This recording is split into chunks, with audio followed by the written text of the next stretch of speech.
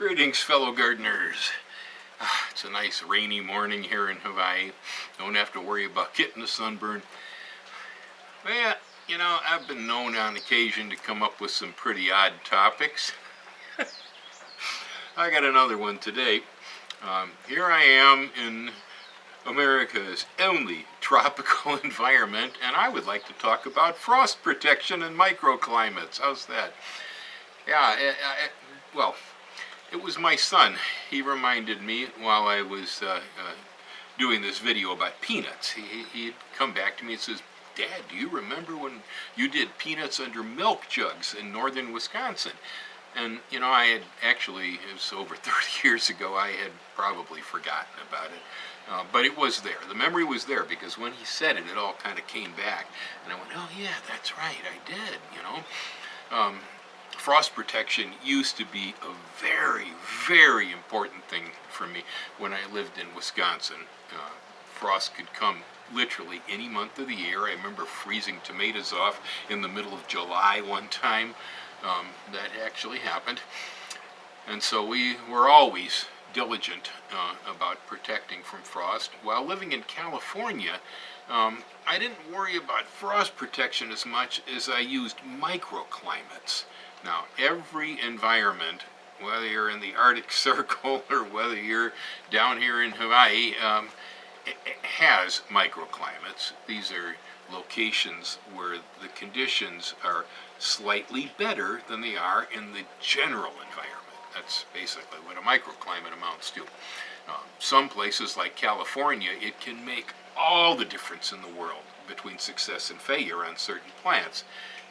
Places like northern Wisconsin, the Great Lakes, there the microclimates would just give you that edge. You might be able to get 2 weeks one way and the other out of your growing season, gathering an entire month, which is a big deal, you know.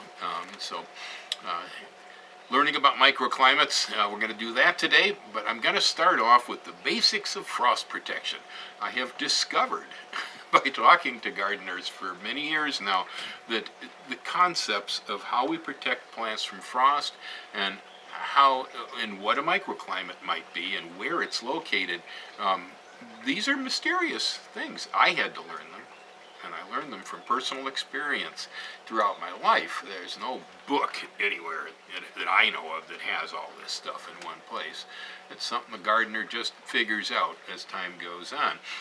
So, first question I have for you, riddle me this, gardeners. If I was to say, there's going to be a frost coming, and you guarantee there will be, and so one reason I'm dealing with this now in July is because by August to September, very soon, many of you in the northern tier are going to have to worry about this, and you got to have your ducks in a row, your frost protection in a row ahead of time. In some cases, you may have to gather materials and so on. So you want to be ready. Okay, so that's why I'm talking about it now, other than it came to mind recently. But if I was to ask you, if a frost was coming and you wanted to protect your plants, would a 5-gallon plastic pail work better than a cardboard box?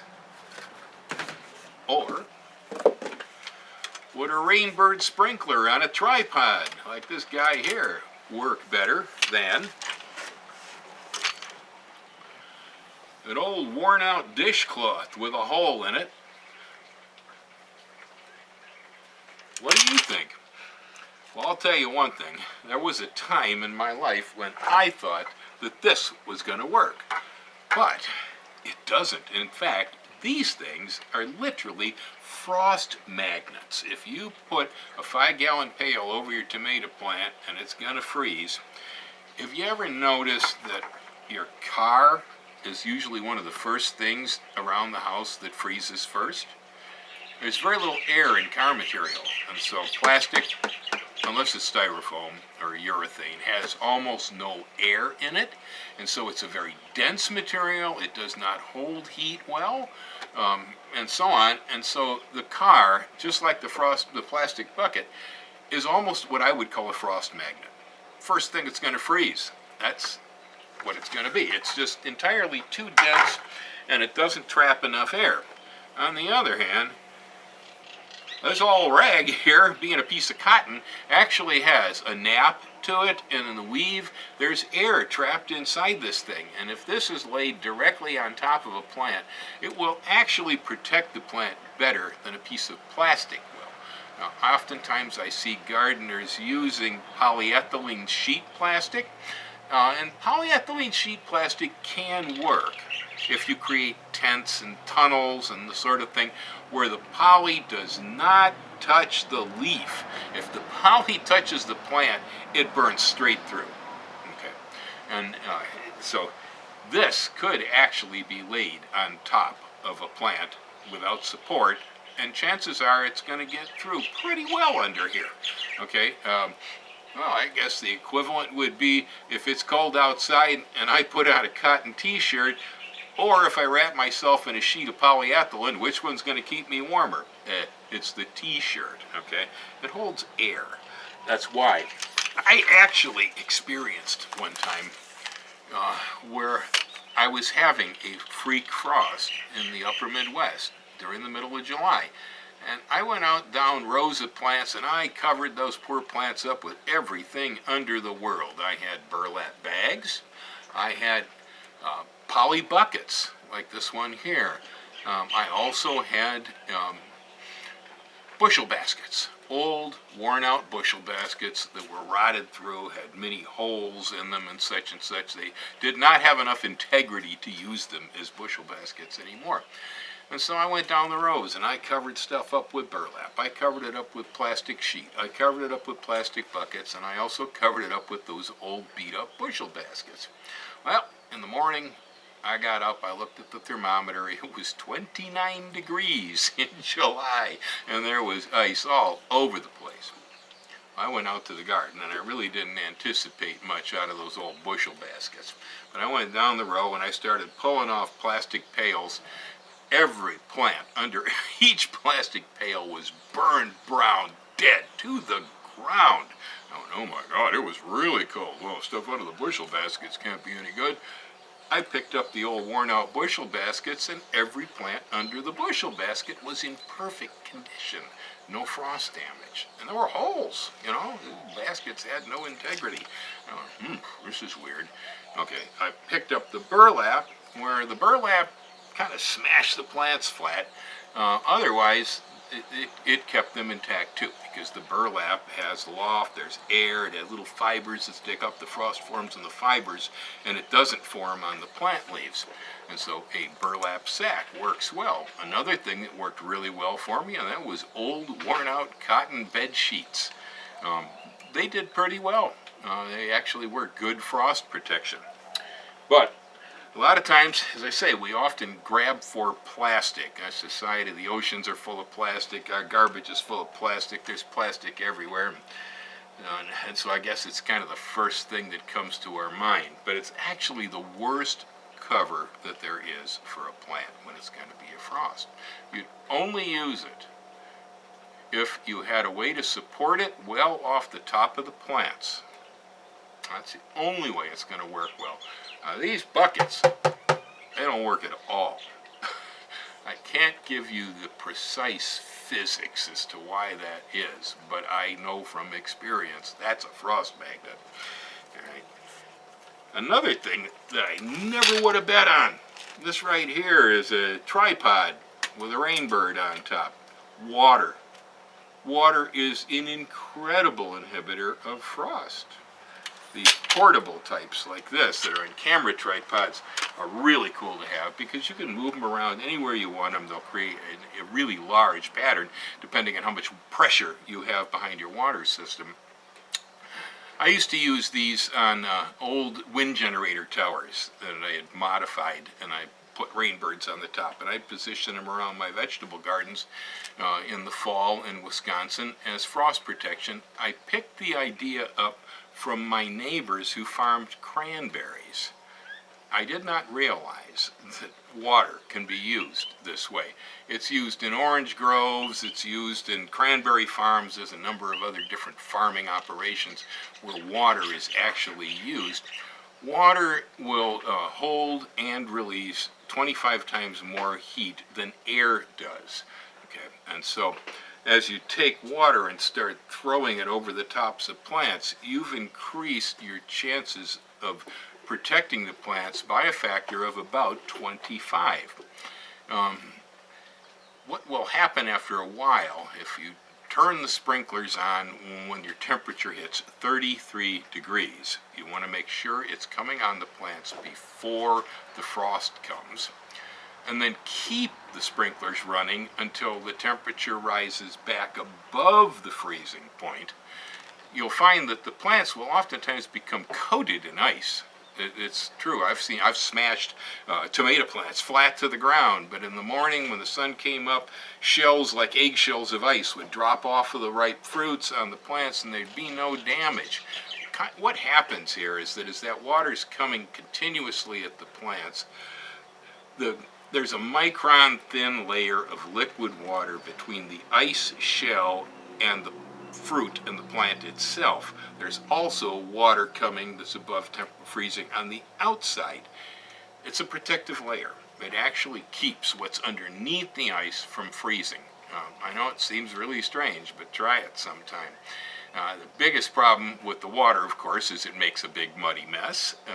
It will also, if it accumulates to excess, it can even break tree limbs and stuff, because you'll end up with basically creating an ice storm if it's really cold. And that has happened to me in the past. I've smashed crops with the ice. But in general, the ice will protect crops. Another thing that I have used in the past is a milk jug. A milk jug works pretty well. You can cut the bottom off of this thing and you can stick it over the top of a plant. At night you can screw the cap on, and in the day you can take the cap off to allow it to vent. You have to take the cap off. If you don't, you will cook things. It will be like a solar furnace. But these old milk jugs work pretty well. There's some water bottles these days too, like these, that'll also work fairly well, as long as the plants are not touching the sides. So this works really well in the spring as a hot cap, so that you set your little tiny peppers or something out there in the rows, or in my case it was peanuts or melons that we did this with, and then we just take this and push it into the soil. How this is working is that the outside of this will keep the outside air from flowing inward, but heat from the ground will flow upward. And as long as the plastic is not touching the plant, these usually work fairly well, especially on short crops like a peanut where it's flat on the ground anyway. Another thing that works really well, provided it's not going to rain on them, is a cardboard box. A cardboard box is an excellent frost protector. And if you leave the flaps over here out the sides, you can drop a rock or use a landscape staple or something to keep them in place so they don't blow off. I use big cardboard boxes for big plants, little cardboard boxes on little plants. But I'd say the number one go-to in most cases when you're trying to protect things would be something made from cloth. So if you have burlap bags, if you have old bedspreads, old sheets. We used to buy every garage sale sheet we could find when I lived in the upper Midwest, because we'd cover the crops with these during freezing episodes. Again, water. If you have the tool, you'll need a rainbird type, and just let it run full or half circles, whatever it takes to cover your crops. The water will work. And it's a real good way to do large areas of crop. If you only have 6 tomato plants, get some cardboard boxes. But, if you've got 60 tomato plants, I'd definitely consider using water. It works very, very well. Another material, though, that I had not mentioned, and it's what we call floating row cover. Floating row cover is usually sold under 2 brand names. There is Remay and Agribon. These, I believe, are extruded polyester plastics, but they look more like gauze. It's got a cloth-like nature to it. It has a nap to it, and it comes in many, many, many different grades. You can get it as really thick, heavy-duty frost protection blankets like Agribon 35 or 40. These are really dense ones. Or you can buy it, say, as Agribon 19 or Agribon 15, where these can be used just as pest protection. So there's a double whammy here. You can use these materials to control frost and freezing, but you can also use them to keep pests off your crops. Let's take a look at this one. So right here I have set up a display unit. I have no need for frost protection here in Hawaii, although I have used this exact system here to keep pests off of crops that are prone to be eaten up by birds, for instance. So if you're trying to keep birds out of your strawberry patch, for instance, this will work. What we're using right here is I've got some wire, the same kind of stuff that we'd support grapevines on. And I've just taken the wire, cut it into croquet hoops like that, then I pushed it in the ground. I've thrown the Agribon over it. This is Agribon 15. This is the size that's used to prevent pest infestations. It's mostly what I use this for these days. I am using plain old clothespins like this one here to hold everything together. The Agribon is just unrolled down the top of these wire hoops, and then it's pinned together with clothespins. Right here, to close the end, I have just gathered it all with a clothespin on it. Now, if you live somewhere where it's really, really windy, you might want to use some rocks or some boards to help hold this mess together. Sometimes these hoops will bounce like this in extremely windy areas. If you get too much flexing, especially if you're using clear poly, you might want to run a wire from each hoop across the top. Just twist it around once, run it to the next one, twist it, so on. That'll hold everything together nicely. Now, the same technique of using wire hoops, it can be used with clear poly. And in fact, I highly recommend, if you intend to try to use polyethylene as frost protection, you build a little hoop house. Because if that poly touches your plant, you're going to be sorry. It's going to freeze right through it. But if it is suspended over the plant, it will work fairly well. One of the nice things about using the Agribon or the Remay is because this stuff has a nap or a fuzz to it, it can touch a plant. And with just a few degrees of frost, it can lay on the plant and it's not going to hurt anything. You will get more degrees of frost protection if it's supported over the top of the plant. Now, if you really want to go for this, you can take a string of Christmas tree lights and run it through the inside of the tunnel to heat up the inside, or you can wrap it around your tender plant with a string of Christmas tree lights and then cover it with the heavy-duty Agribon. That'll keep a lot of heat on the inside being generated by the electric lights, and you can go way below freezing on a lot of tender plants if you do that. So you can get a look at this. See, you see the stuff looks like gauze. It is plastic, some form or another, but it appears to have been extruded literally in tiny strands that then adhered to each other and made a cloth-like material. So here we have a plastic that actually works like cotton. Okay, so recapping the basics on frost protection. A, don't let anything touch the plant if you can avoid it. B, if it does touch the plant, well, I'd make sure that it's something that has air in it, that has a loft. So burlap's probably best if it's touching the plant, but cotton works pretty well too. Remay or Agribon will also touch the plant to a certain extent, depending on how thick the material is. There's numerous forms of this. Plastic, if it touches the plant, is going to burn right through. Okay, so if you're going to use plastic, make sure that it's well supported up and off the plant like a pup tent. And it won't resist as well as things like burlap, cotton, cardboard. Anything that's got air in it works really, really well. Things with air, things that are lifted off the tops of your plants. These are absolutely the best ways to protect. Otherwise, water, outstanding method of preservation for plants. And so water is one of the little known, and I know of some people that are aware of the idea, but there's terrible misinformation about how to use it. I have heard so many people tell me that, oh, I got up in the morning, there was frost on my tomatoes, so I ran a garden hose over them. Sorry, too late. You literally have to get yourself up and out of bed before it reached freezing. Turn the sprinkler on and leave it on until the freezing is over. That's how it works. As long as you have liquid water coming at the crop during the entire freezing episode, the plant will generally be pretty well protected. Very minimal damage. It's an amazing sight, but if you've ever seen it, it really does work.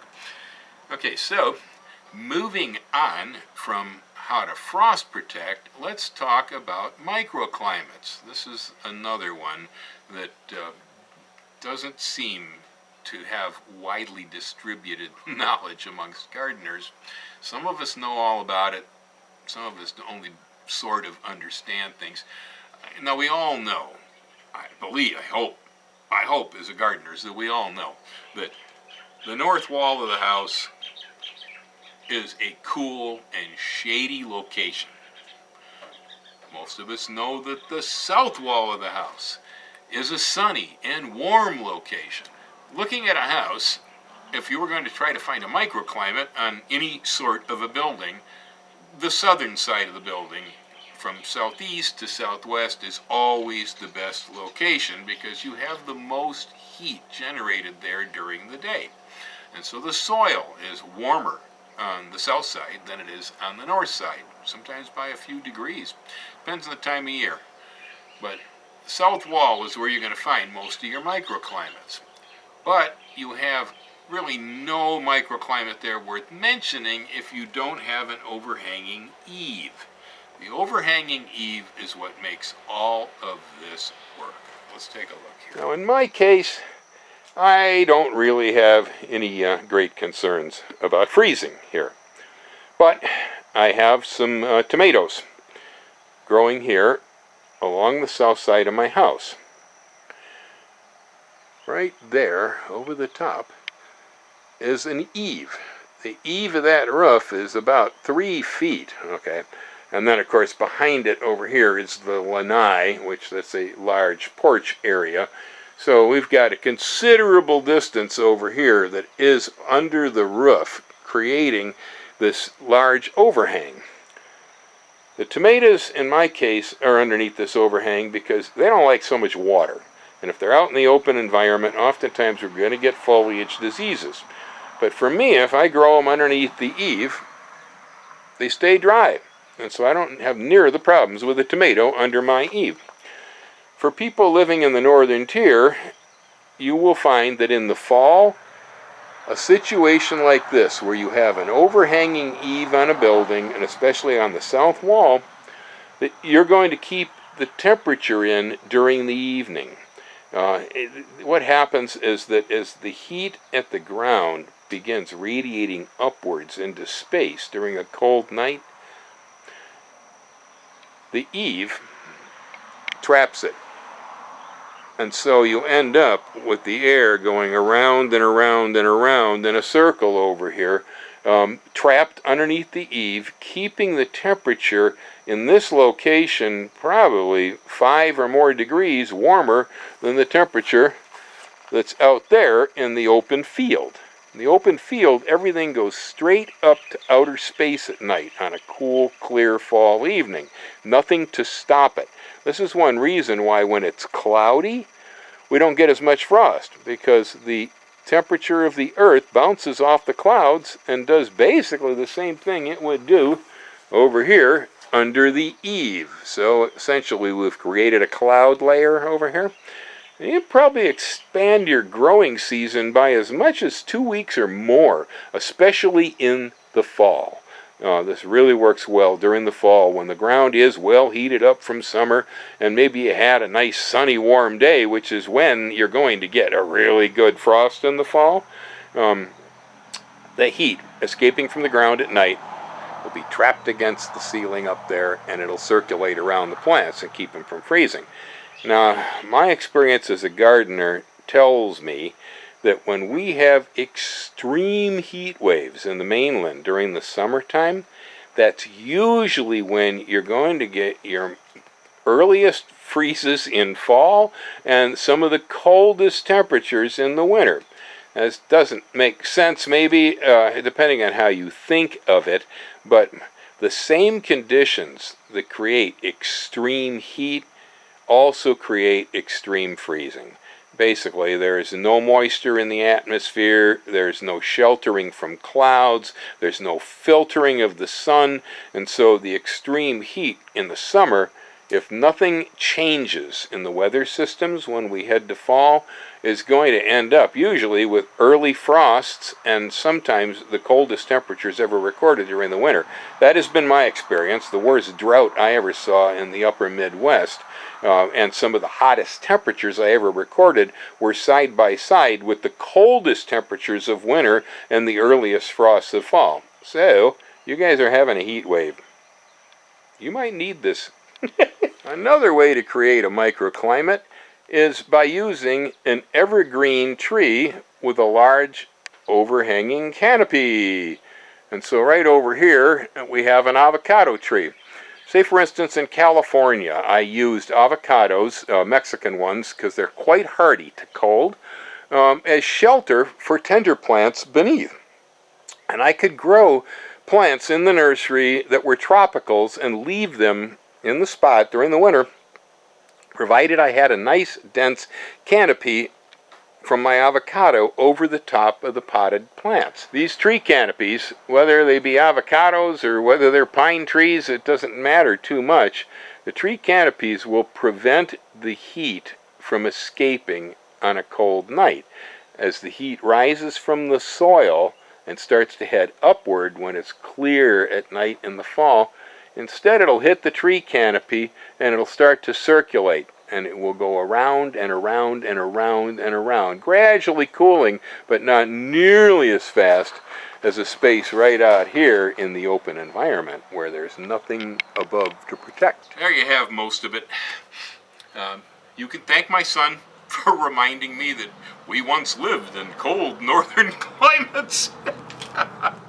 None of this stuff that I've ever seen is really all printed down in a book anywhere. So that's, pretty much personal knowledge that you pick up through life.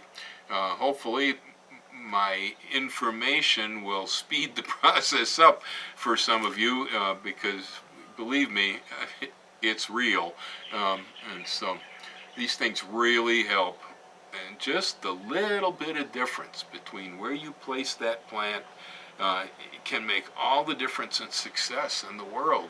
One place the plant just freezes to death and it's hopeless. The next place you're able to actually grow that plant and it's a success. Anyhow, it may seem a strange thing that I'm talking about frost protection, but I haven't forgotten that at one time I lived where frost occurred, and I learned quite a bit about it, and my son reminded me when I was talking about peanuts that we used to concern ourselves with freezing temperatures constantly. Whew. One thing I don't miss. I gave my windshield scraper to Goodwill when I moved to Hawaii, but I still remember what it was like, and so may I offer you the benefit of my experience. Aloha. Y'all have a wonderful garden season, and get ready, because I do believe that the same heat wave in the West is going to cause some pretty severe winter conditions that may come early for you.